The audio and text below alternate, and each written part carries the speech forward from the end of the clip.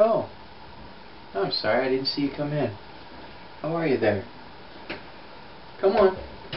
Come on in. It's okay. Please, have a seat. You're just in time. Just in time to be dinner. I mean, just in time for dinner. How are you tonight? I'm glad you came by. Oh, you're here for the story, aren't you? Well, that's good. That's good. Sit down. Have a glass of the Kool-Aid. Perfectly safe. Perfectly safe. Let's go ahead and I'll see what I've got for you this evening. We're getting close to the Halloween there. All Hallows Eve. The veil between this world and the next grows thin.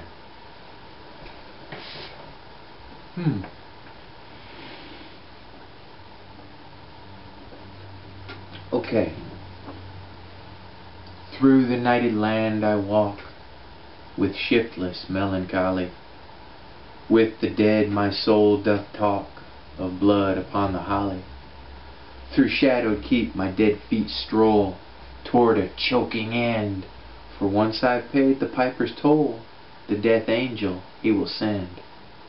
So stroll I, so nonchalant, in spirit's company.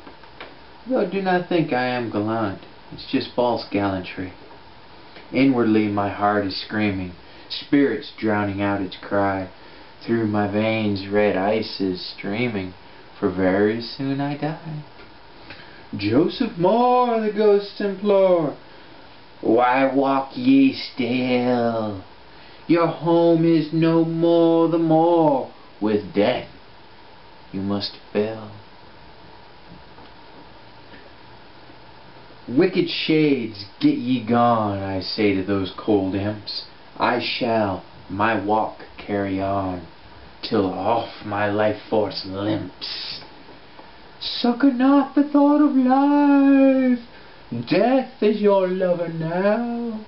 No more shall be no strife, death shall dry thy brow. O ghosts, let me walk in peace.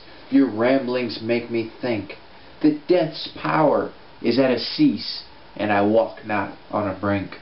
You paltry ghosts and sickly shades have tried hard to convince. Your ghostly rants and cheap tirades have left on me no prints. I believe that death come not, though summer be not hot. Thou foul words like sickest rot, tell me death is coming not.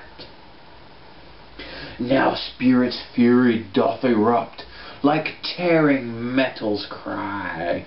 No word we spoke has been corrupt, for tonight ye die. Look ye well, Joseph Moore, look and be not jolly. Look what full circles have in store. 'Tis your blood upon the holly. I'd been dead all night. Alright, so let's see what we have next. Let me know if you'd like to hear some Edgar Allan Poe. Just let me know. Okay? But for now, the wonderful Hearst song. It's very jolly, very delightful. It's a wonderful little sojourn from the norm. Don't you ever laugh as the hearse goes by, for you may be the next to die. They wrap you up in a big white sheet, from your head down to your feet. They put you in a big black box, and cover you up with dirt and rocks. All goes well for about a week, then your coffin begins to leak. The worms crawl in, the worms crawl out, the worms play pinochle on your snout. They eat your eyes, they eat your nose, they eat the jelly between your toes. A big green worm with rolling eyes crawls in your stomach and out your eyes. Your stomach turns a slimy green, and pus pours out like whipping cream. You spread it on a slice of bread, and that's what you eat when you are dead.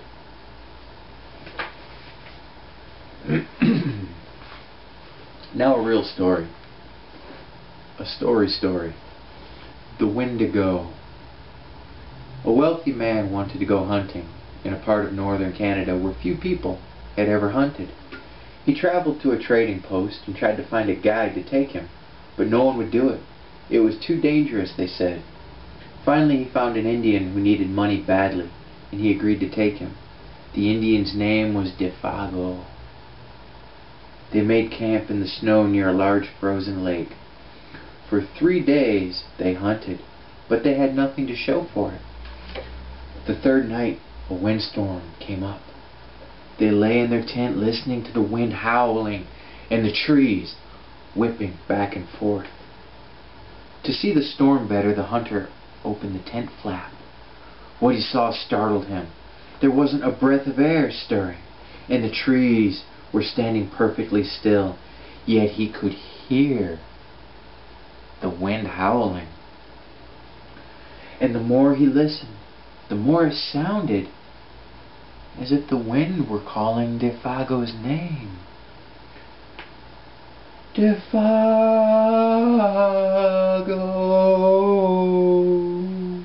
it called. Defago.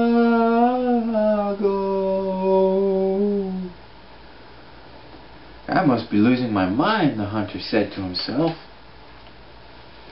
But Defago had gotten out of his sleeping bag. He was huddled in a corner of the tent, his head buried in his arms. "What's this all about?" the hunter asked. "It's nothing," Defago said. But the wind continued to call him, and Defago became more tense and more restless. Defago,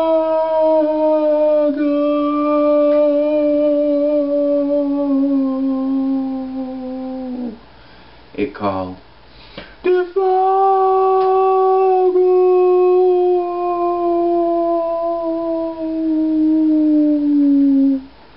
Suddenly, he jumped to his feet and he began to run from the tent. But the hunter grabbed him and wrestled him to the ground. "You can't leave me out here," the hunter shouted. Then the wind called again and Defago broke loose and ran into the darkness. The hunter could hear him screaming as he went. Again and again he cried, "Oh, my fiery feet, my burning feet of fire!" Then his voice faded away and the wind died down.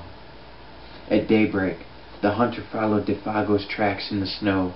They went through the woods, down toward the lake, then out onto the ice. But soon, he noticed something strange. The steps Defago had taken got longer and longer. They were so long that no human being could have taken those steps. It was as if something had helped him to hurry away.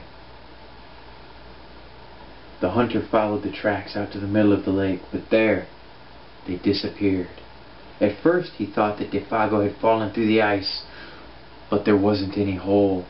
Then he thought that something had pulled him off the ice and into the sky. But that made no sense. As he stood wondering what had happened, the wind picked up again. Soon it was howling as it had the night before. Then he heard Defago's voice. It was coming from up above, and again he heard Defago screaming, "My fiery feet, my burning feet!" But there was nothing to be seen. Now the hunter wanted to leave that place as fast as he could. He went back to camp and he packed. Then he left some food for Defago and he started out. Weeks later he reached civilization. The following year he went back to hunt in that area again. He went to the same trading post to look for a guide. The people there could not explain what had happened to Defago that night, but they had not seen him since then. "Maybe it was the Wendigo," one of them said, and he laughed. "It's supposed to come with the wind. It drags you along at great speed until your feet are burned away, and more of you than that. Then it carries you into the sky and drops you. It's just a crazy story, but that's what some of the Indians say." A few days later the hunter was at the trading post again. An Indian came in and sat by the fire. He had a blanket wrapped around him, and he wore his hat so that you couldn't see his face. The hunter thought there was something familiar about him. He walked over and asked, "Are you Defago? Are you Defago?" The Indian didn't answer. "Do you know anything about him?" No answer. He began to wonder if something was wrong, if the man needed help, but he couldn't see his face. "Are you all right?" he asked. No answer. To get a good look at him, he lifted the Indian's hat. Then he screamed. There was nothing under the hat but a pile of ashes. Ah, ah, ah. The dead man's brains. We'll save this. Let me know if you have any requests, things that I can find easily. It's almost Halloween, so let me know. Give me some ideas. This is Primal Punch saying, come by and be dinner anytime, and respect each other, have fun, and punch hard.